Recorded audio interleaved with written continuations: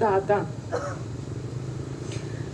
लहान मुलांमध्ये रमणारे दादा, युवक व युवतींना संधी देणारे दादा, महिलांचा सन्मान करणारे दादा, ज्येष्ठांचा आदर करणारे दादा आणि महाराष्ट्राचे एकच दादा ते म्हणजे अजितदादा. आपल्या महाराष्ट्राचं लाडकं नेतृत्व आदरणीय दादा हे आज आपल्यात नाहीये, तर ह्या गोष्टीवर खरंच विश्वासच बसत नाहीये. असं वाटत आहे की दादा नॉट रिचेबल आहेत आणि इथे पत्रकार बंधू असतील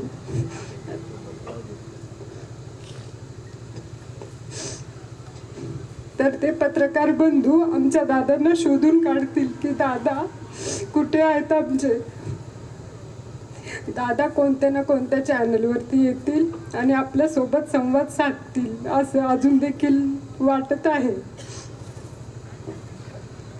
कारगाव नगरीच्या सरपंच पदावर कार्य करण्याची संधी मला कमी वयात कारगावमधील माझ्या जनतेने दिली.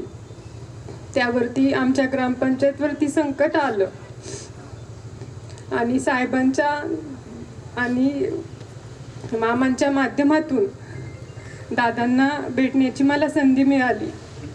ज्यावेळेस मी दादांकडे काम घेऊन जात होते पहिल्यांदा, त्यावेळेस असं वाटलं मी तर नवीनच आहे,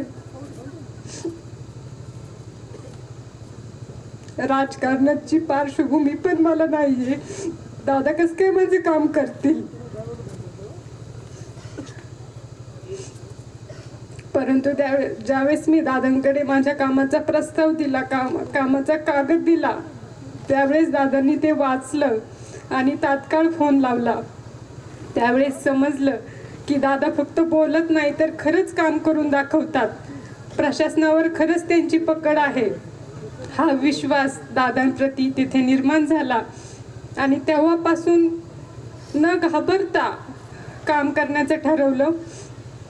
त्यानंतर आता संदीप भाऊजींनी इथे आपल्या बोलण्यातून सांगितलं, संदीप भाऊजी तुम्ही सगळेजण आपल्या गावामध्ये यात्रेचा कार्यक्रम असो किंवा छोट्यातलं छोटं काही काम असो तर ते मामांकडे म्हणजे मानसिंग मामांकडे घेऊन जायला घाबरायचे आणि माझ्याकडे यायचे, म्हणायचे वहिनी तुम्ही सांगा ना दादांना, दादांच्या पेला कॉल करा ना. आम्ही करायचो आणि ते आमचं काम पण होऊन जायचं. तर मामा ओरडायचे की तुम्ही छोटी छोटी कामं घेऊन का दादांकडे जातायत, आता कुणाकडे जायचं आणि काय करायचं हा प्रश्न समोर राहिलेला आहे.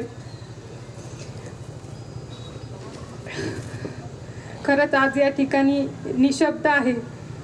ज्यावेळी राष्ट्रवादी युवती काँग्रेसच्या कार्याध्यक्षपदावर मला कार्य करण्याची संधी मिळाली, त्यावेळेस देवगिरी या निवासस्थानी मुंबईमध्ये दादा होते, तटकरे साहेब होते, तर त्यांनी मला ते पद दिलं.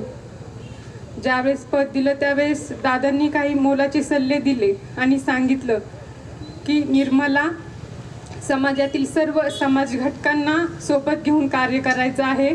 समाजातील सर्व समाज घटकांना न्याय कसा दिला जाईल ह्या गोष्टी लक्षात ठेवून येणाऱ्या काळामध्ये तुला कार्य करायचं आहे, असे दादांचे शब्द होते. ते मी कधीच विसरू शकणार नाही.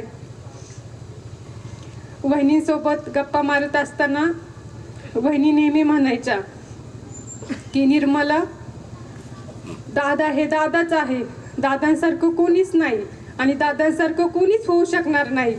वहिनींच्या प्रती दादांबद्दल जो अभिमान होता तो त्यांच्या डोळ्यांमध्ये दिसत होता. आता 2 दिवसापूर्वी ज्यावेळेस मी वहिनींना भेटले त्यावेळेस वहिनी हॉस्पिटलमध्ये होत्या. त्यांच्या भावना दाटून आल्या होत्या, डोळ्यामध्ये अश्रू होते. तरी देखील पवार कुटुंबियाचे संस्कार म्हणा, वहिनी ज्या लोकांना भेटत होत्या तर त्या लोकांना डोळ्यामध्ये अश्रू असताना देखील हात जोडत होत्या. म्हणजे जनतेप्रती आपुलकी किती आहे या पवार कुटुंबियांची ती शब्दात मी या ठिकाणी सांगू शकत नाही.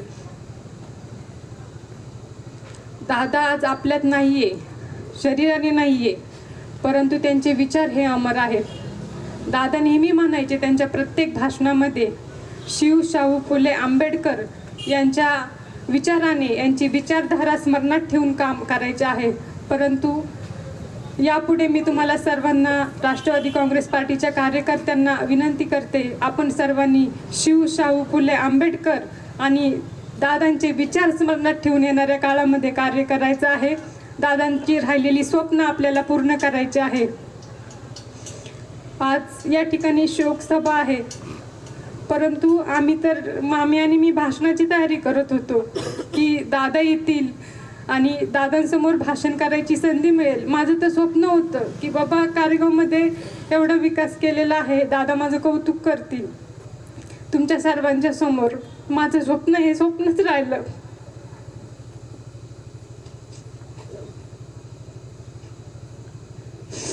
प्रचार सभेच्या जागी शोकसभा करावी लागत आहे, हे खरंच आपल्या सर्वांचं दुर्दैव आहे. काय बोलू काय नाही ते समजत नाहीये. आता स्वतःला एवढे कॅपेबल समजत होते की मी दादांसमोर बोलू शकते, तेवढा कॉन्फिडन्स आता कुठे आला होता असं वाटत होतं. परंतु एवढं माझं भाग्य नव्हतं की दादांसमोर भाषण करायची मला कधी संधी मिळाली नाही. परंतु आपण सर्वांनी मिळून आता दादांची राहिलेली स्वप्ने पूर्ण करूयात, समाजासाठी कार्य करूयात, दादांचे विचार पुढे घेऊन जाऊयात. हीच खऱ्या अर्थाने दादांना श्रद्धांजली ठरेल. परमेश्वर चरणी प्रार्थना करते की पवार कुटुंबियांना आणि राष्ट्रवादी काँग्रेस पार्टीच्या आपल्या सर्व सहकाऱ्यांना हे दुःख सहन करण्याची परमेश्वर ताकद देवो अशी प्रार्थना या ठिकाणी मी करते. खरं तर आपल्यातून दादा निघून गेले आहे असं वाटतंय की महाराष्ट्रातून दादा निघून गेले नाही तर आपल्या सर्वांचा जीवच निघून गेलेला आहे. धन्यवाद.